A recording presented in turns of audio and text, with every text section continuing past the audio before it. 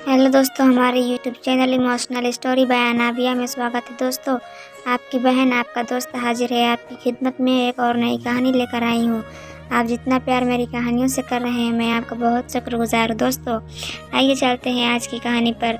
दोस्तों, अगर आपने अभी तक चैनल को सब्सक्राइब नहीं किया है तो प्लीज़ अभी सब्सक्राइब कर लीजिए, ताकि हमारी हर वीडियो आप तक सबसे पहले पहुँचे। एक राजा और 7 रानियाँ की कहानी। ये कहानी एक राजा और 7 रानियों की है। एक राज्य में एक राजा और उनकी 7 पत्नी थी।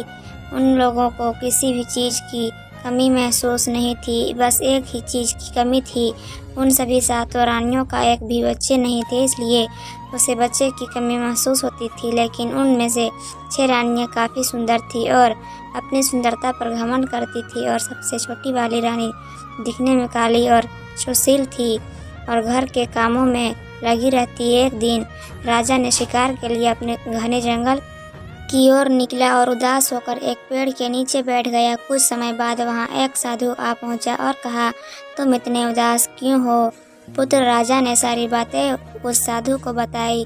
इतना सुनते ही उसने पेड़ से आम तोड़कर राजा के हाथ में देते हुए कहा, अपनी 7 पत्नी को आपस में बांट कर खा ले। राजा ने इतना सुनते ही घर आ पहुंचा और 6 रानियों के हाथों में दिया। 6 घमंडी रानियों ने आपस में बांट कर खा ली और छोटी रानी को इस बात का पता भी नहीं चला। कुछ देर बाद उसे आम का छिलका नीचे पड़ा मिला। छोटी रानी ने उसे उठाकर खा ली। कुछ महीनों बाद वह गर्भवती हो गई। कुछ दिनों बाद वह एक लड़का और एक लड़की को जन्म दी। ये देखकर 6 रानियों को जलन होने लगी। कई वर्ष बीत गए, बच्चों को माँ से अलग हुए। अब वो काफ़ी बड़े हो गए थे और बिल्कुल अपने माँ बाप जैसे दिखते थे। काफ़ी समय बीतता गया। एक दिन बच्चे ने खेलते हुए अपने माँ बाप के पास आ पहुँचा। वो बिल्कुल अपने माँ बाप के जैसा दिखते थे। यह देखकर 6 रानियों ने सारी सच्चाई राजा और रानी को बता दी।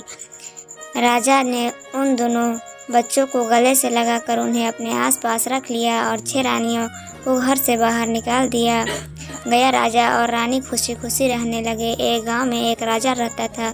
उस राजा का 5 बेटी थी।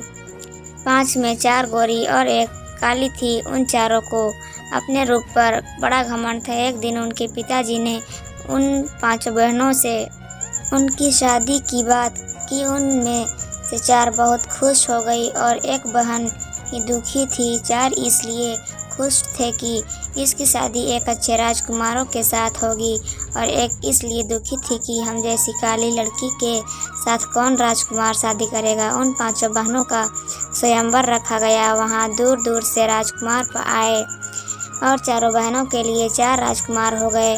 उनमें से एक बची थी जो काली थी। तभी एक आदमी आया जो फटी हुई कपड़े और बहुत ही बदबू दे रहा था। तभी उन चारों बहनों की नज़र उस पर आदमी पर पड़ा और वह कहने लगा कि ये लो, तुम्हारा राजकुमार आ गया। यह सुनकर उसे बहुत दुखी हुई। फिर वह उसे स्वीकार कर ली और 5 बहनों की शादी हो गई। शादी होने के बाद राजा ने यह आदेश अपने बेटियों और उनके पतियों को दिया कि जो राजकुमार सबसे ज़्यादा पंछी और जानवर का शिकार करके लाएगा, उसे राजा घोषित कर दूंगा। यह सुनकर सभी राजकुमार शिकार करने के लिए निकल गए। सभी राजकुमार। तो दोस्तों, इसकी पूरी कहानी सुनने और देखने के लिए फिर पार्ट 2 में मिलते हैं। बाय दोस्तों।